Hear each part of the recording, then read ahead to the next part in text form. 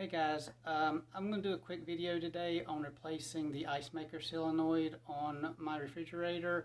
The symptom of why I'm replacing it is because there's a very slow drip coming out of the ice maker that allows ice to build up along the back wall of the refrigerator, and it's dripping a little bit in the ice maker bucket itself and building up ice, and that's symptomatic that the solenoid is not completely closing off, allowing a very slow drip to build up ice. So anyway, I thought it'd be interesting to do a quick video on that, and so here it is.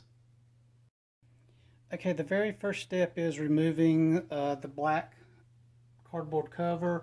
I've already removed the screws because I'd previously looked at my solenoid to compare it against the pictures of the parts online, and notice how the line comes out of a little slot. The replacements are a little bit different, and so as you can see, the replacements,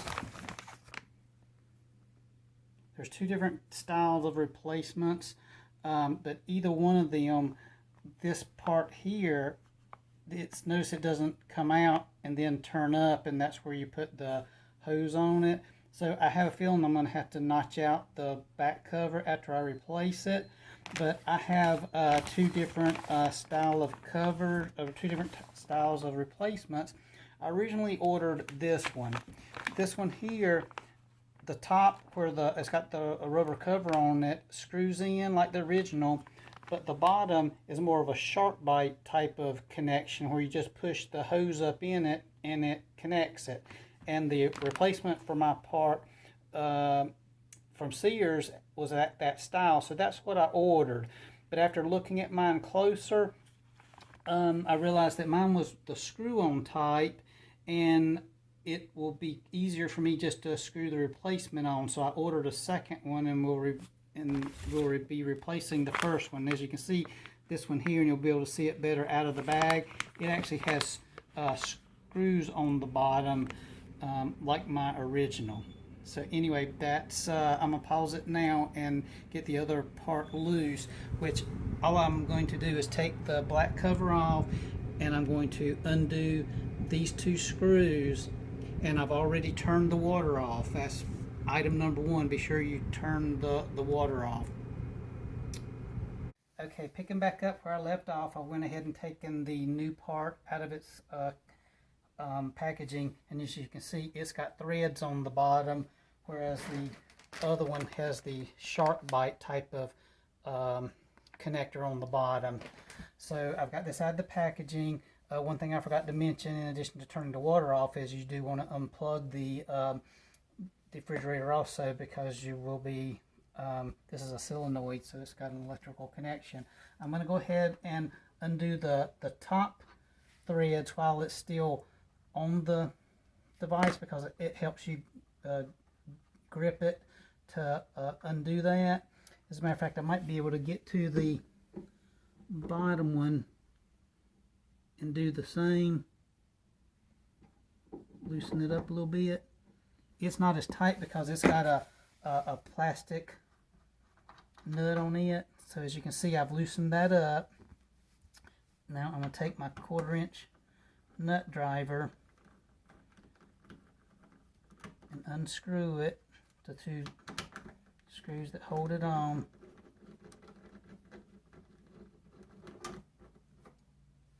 And see, now that this is loose, this allows me to just pull down on this a little bit so that it'll slip out. There we go. And now there's enough leeway to where I can get this back far enough to pull loose the electrical connections on the solenoid. And see, here's the bottom. And since it's just a plastic nut, it doesn't tighten as tight as the top one anyway, so you can really do that with your fingers. I have used the shark bite type of connection, and notice there's a little bit of water come out. That's why I put a rag down here. Normally I can push this back and cut off the very end, and then you can just use the shark bite to go back on. Mine, I guess because it's older, it doesn't want to slide back, and I was scared if I cut off too much, I might not have enough play to use the shark bite connector, which is why I went ahead and reordered one that screws on. And as you can see, it's actually much easier to deal with anyway, because that's exactly how the original one was. So let me get this kind of snugged on there. I might snug it up a little bit more with the wrench at the end, but that's good enough for now. I'm going to plug up the electrical connection.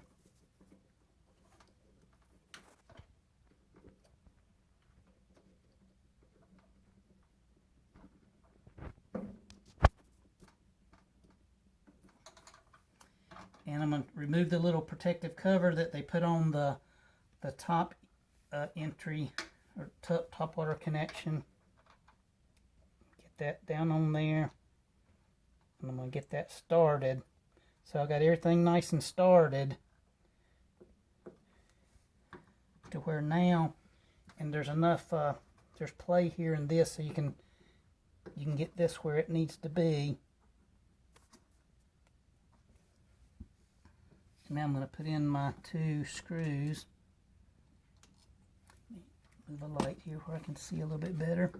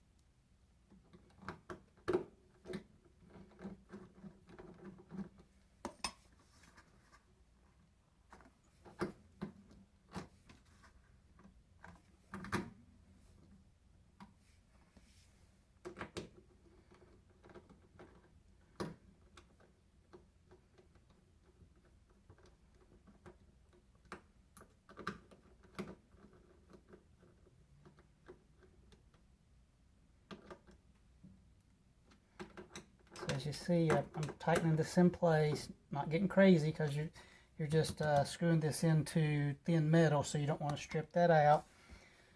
I'm now making sure that this looks like it's properly situated, and I'm going to snug this down. Again, the little compression fitting is just plastic, so on the inside of the nut, so I'm not getting crazy with that either, but I got that snug. And then I'm going to snug up the bottom connection, which I did find that my 5/8 inch wrench actually fits that. So I got that snug. Not getting too crazy because that is a plastic connection. And that should be it. Now the one thing that and you can see my old one where it turns the solenoid here where it lets the water through. I think that's where it's letting through, but you can also see where over time it has leaked just a hair too. And notice, compared to the old one, notice how before the cover would slip right in through here. Now there's this whole big square that's sticking out, so I'm going to have to notch out my cover. But basically that completes the installation. I'm going to plug it back in, turn the water on, make sure I don't have any leaks down here, and then I'm going to put the cover back on, and that will complete the replacement. That's all. Thank you.